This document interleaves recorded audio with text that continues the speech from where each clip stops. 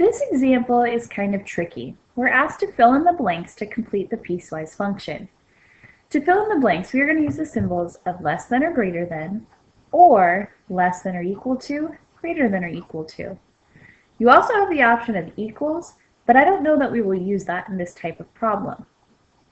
Now the difference between the less than or greater than and the less than, greater than, or equal to is that over here these are open dots. When you have an open dot, that means you're including everything up to that point.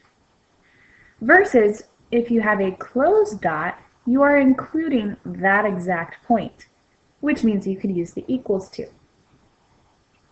So let's look at this problem. This says that y equals 36 when x is blank to 10.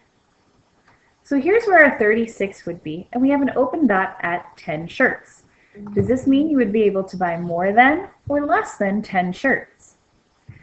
We would have the price of $36 for less than 10 shirts.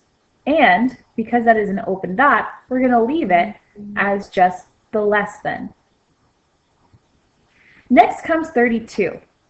32 starts right at 10 shirts, and it's a closed dot. And then the graph moves greater than.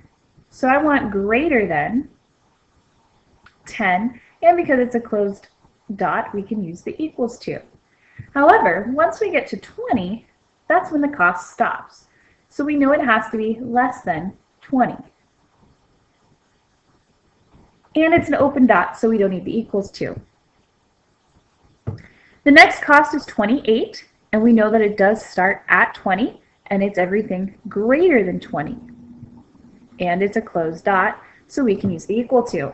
However, it stops at 30, and it's an open dot, so it's everything less than 30 with an open dot, so it's just less than.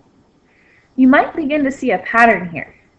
24 is where we have the 30 shirts, and it's a closed dot.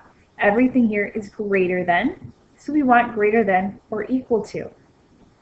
50 is where we have the open dot, so that means it's everything less than 50.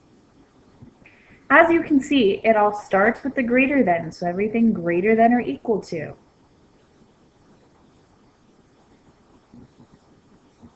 And here we would have the less than. You should be able to look at the graph to match it up. For instance, the 24 to 80, I'm sorry, the 50 to 80, and then the 80 to, well, whatever.